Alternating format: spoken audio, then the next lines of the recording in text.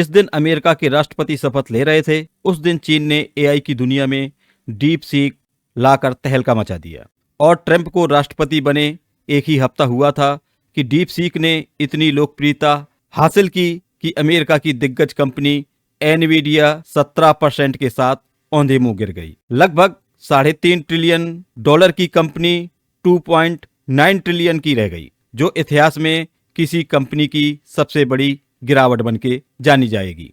तो एआई की दुनिया क्या है? एआई के लिए भारत में कौन कौन से टूल्स हैं जो एआई पर रन करते हैं? गूगल को चुनौती देने वाला भारतीय ऐप स्टोर, जो कि पूरी तरह से इंडियन है, आज हम उसके बारे में चर्चा करेंगे। साथियों नमस्कार, आप देख रहे हैं स्टॉक प्रॉफिट इंडिया।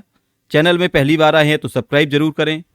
शुरू करते हैं आज का वीडियो। दोस्तों, क्या आपको पता है कि डीप सीक में आप चीन की कोई भी जानकारी मांगेंगे, यानी चाइना की कोई भी जानकारी हो, वहाँ के सरकार की जानकारी हो, वहाँ के डेवलप की जानकारी हो, या वहाँ की कुछ भी अंदरूनी जानकारी हो, डीप सीक ऐसी जानकारी देने से बचता है।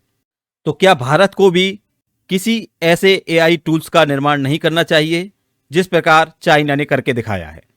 अमेरिका का चैट जीपीटी हो या चाइना का डीप सीक, भारत में ऐसे कौन से एआई टूल्स हैं जो वर्तमान में काम कर रहे हैं, जिनका उपयोग अभी तक आपने नहीं किया है? इन सभी चीज़ों को विस्तृत रूप में हम आगे बताने वाले हैं।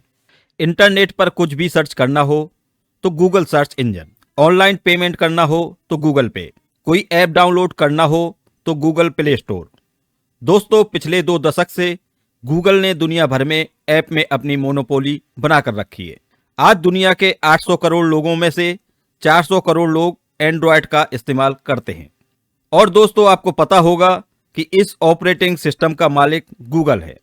एंड्रॉयड यूजर तक अपनी एप्लीकेशन पहुंचाने के लिए डेवलपर्स को उसे गूगल प्ले स्टोर पर लिस्ट करना पड़ता है, क्योंकि हर एंड्रॉयड मोबाइल पर गूगल प्ले स्टोर इनबिल्ट होता है और हम भी वहीं से एप्लीकेशन डाउनलोड करने के आदी हो चुके हैं। दोस्तों, आसान शब्दों में कहें तो एंड्रॉयड मोबाइल एक शरीर है तो गूगल प्ले स्टोर उसके दिल की धड़कन है, जिसके बिना एंड्रॉयड मोबाइल किसी काम का नहीं। इसी मजबूरी का फायदा उठाकर गूगल एंड्रॉयड मोबाइल बनाने वाली कंपनी से कमीशन लेता है, और कोई डेवलपर्स अपनी एप्लीकेशन लॉन्च करता है तो गूगल को फीस देनी होती है। इतना ही नहीं, आप कभी मोबाइल के प्ले स्टोर को स्क्रॉल किया होगा तो आपको ने देखा होगा कि 80 से 85% एप्लीकेशन अमेरिकन होते हैं, जैसे Instagram, Facebook, WhatsApp, Snapchat, Twitter, Google Chrome, Amazon, Netflix, prime video और यूट्यूब। ये सभी ऐप अमेरिकन कंपनियों ने बनाए हैं। और सबसे गजब की बात तो ये है, और जब इन एप्लीकेशन का इस्तेमाल करते हुए कोई एडवर्टाइजमेंट देखते हैं या फिर स्टोर से कोई ऐप परचेज करते हैं तो उसमें 70% हिस्सा ही इन कंपनियों को मिलता है और बाकी 30% हिस्सा गूगल अपने पास रख लेता है। तो दोस्तों, कुल मिलाकर ये एक ऐसी डिजिटल पाइपलाइन है जो भारत से अरबों डॉलर सीधे अमेरिका पहुंचाती है।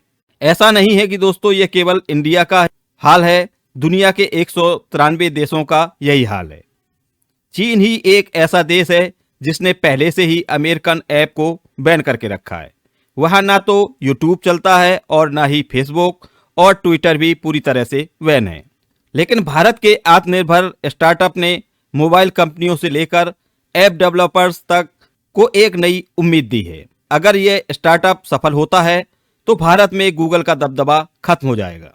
करोड़ों डॉलर अमेरिका पहुंचाने वाली डिजिटल पाइपलाइन की सप्लाई चेन ही कट जाएगी। इसके साथ ही 100 करोड़ से ऊपर एंड्रॉयड मोबाइल यूज करने वाली भारतीय अमेरिकी कंपनियों पर निर्भर होने के बजाय आत्मनिर्भर भारत में निर्मित कंपनियों को अवसर मिलेगा। हम बात कर रहे हैं भारत की दिग्गज आईटी कंपनी फोनपे की, जिन्होंने कुछ महीने पहले ही अपना स्वदेशी इंडस ऐप स्टोर लॉन्च किया है, जिसे कम समय में इतनी बड़ी उपलब्धि हासिल हुई है कि जिसकी कल्पना किसी ने नहीं की थी।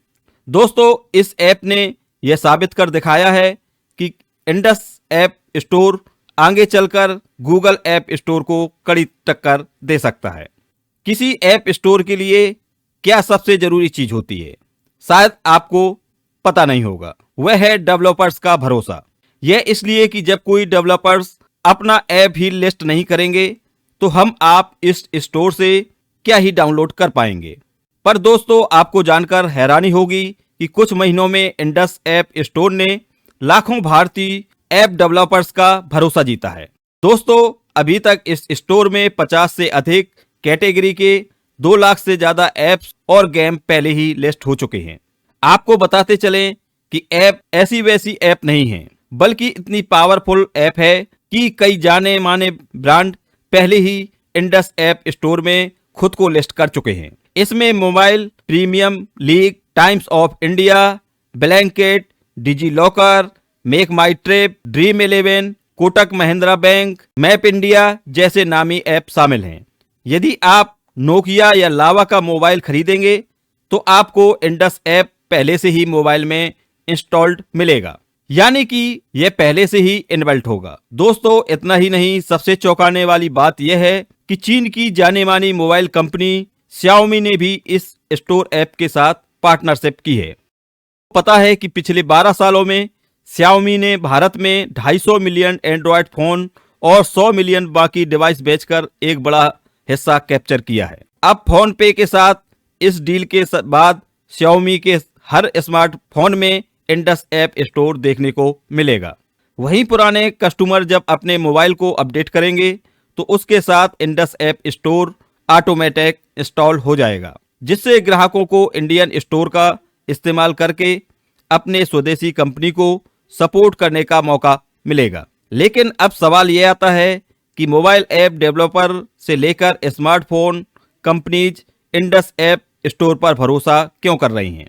तो उसके पीछे का कारण इस स्टोर पर 0 कमीशन का होना, यानी अभी भी कोई भी फीस किसी भी डेवलपर से नहीं ली जा रही है। अभी तक यह पूरी तरह मुफ्त है और न ही कोई प्रीमियम प्लान की कमाई का कोई हिस्सा इंडस ऐप को देना पड़ता है।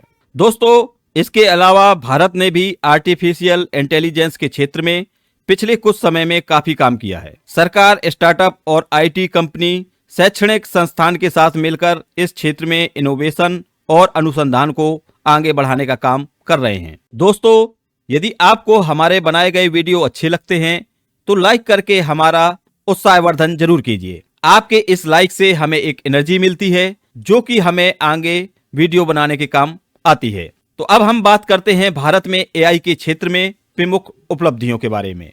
2018 में नीति आयोग ने L4 ऑल दृष्टिकोण अपनाते हुए एआई के विकास के लिए रोड मैप तैयार किया है। इंडिया एआई पहल MEITY इलेक्ट्रॉनिक्स और सूचना प्रौद्योगिकी मंत्रालय ने एआई रिसर्च और इनोवेशन को बढ़ावा देने के लिए यह प्लेटफॉर्म लॉन्च किया है। यह भारत का एआई संचालित क्लाउड कंप्यूटिंग प्लेटफॉर्म है। राष्ट्रीय डेटा और एआई नीति, सरकार डेटा साझा करने और एआई के सुरक्षित उपयोग के लिए नीति बना रही है।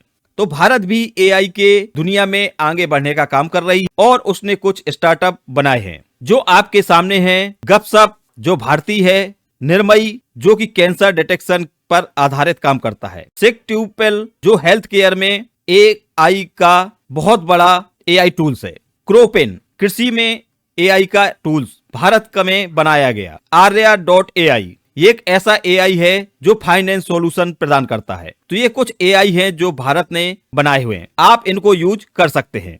बिजनेस के क्षेत्र में भी भारत ने कुछ एआई को डेवलप किया है, हेल्थ केयर के लिए, कृषि के लिए, फाइनेंस के लिए, मैन्युफैक्चरिंग के लिए और शिक्षा के लिए। परम सिद्धि एआई यह भारत का एआई सुपर कंप्यूटर है जो दुनिया के टॉप सुपर कंप्यूटर में शामिल है। एआई चिप डिजाइन के लिए भारत अपनी प्रतिबद्धता को दर्शाता है और लगातार सेमीकंडक्टर के लिए काम करता हुआ दिखाई दे रहा है। क्वांट एक भारतीय कंपनी, यह एक स्वदेशी सर्च इंजन है जिसे भारतीय डेटा सुरक्षा और गोपनीयता को ध्यान में रखते हुए विकसित किया गया है। यह मुख्य रूप से सरकारी संस्थानों और संगठनों के उपयोग के लिए डिजाइन किया गया है। इसका उद्देश्य गूगल, बिंग और अन्य विदेशी सर्च इंजनों पर निर्भरता कम करना है। तो भारत भी एआई के दुनिया में आगे बढ़ रहा है और आने वाले समय पे भारत का भी एआई की दुनिया में डंका जरूर बजेगा। SRCH सर्च इंडिया ये एक ऐसा वेब सर्च इंजन है जो उपयोगकर्ताओं को लोकल और ग्लोबल दोनों तरह की जानकारी खोजने की सुविधा देता है। यह हिंदी सहित कई भारतीय भाषाओं को सपोर्ट करने का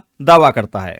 तो यदि आपने भी इन एआई टूल्स का इस्तेमाल किया है तो आप अपने एक्सपीरियंस को कमेंट में जरूर लिखें। तीसरा है 13 टैप। ये एक भारतीय टूल्स है। ये गोपनीयता केंद्रित भारतीय सर्च इंजन है। दावा किया जाता है कि ये उपयोगकर्ताओं का डेटा ट्रैक नहीं करता और सुरक्षित सर्चिंग अनुभव प्रदान करता है। तो भारत कई एआई टूल्स को बना चुका है, लेकिन जरूरत है कि भारत सरकार द्वारा इन एआई टूल्स का जिस हिसाब से प्रचार प्रसार होना चाहिए उस हिसाब से प्रचार प्रसार नहीं है, इसलिए ये आम लोगों की पहुंच से दूर है। बहुत से लोग तो इस एआई को जानते भी नहीं हैं कि भारत की ये एआई है। तो सरकार को चाहिए कि इनका प्रचार प्रसार करे।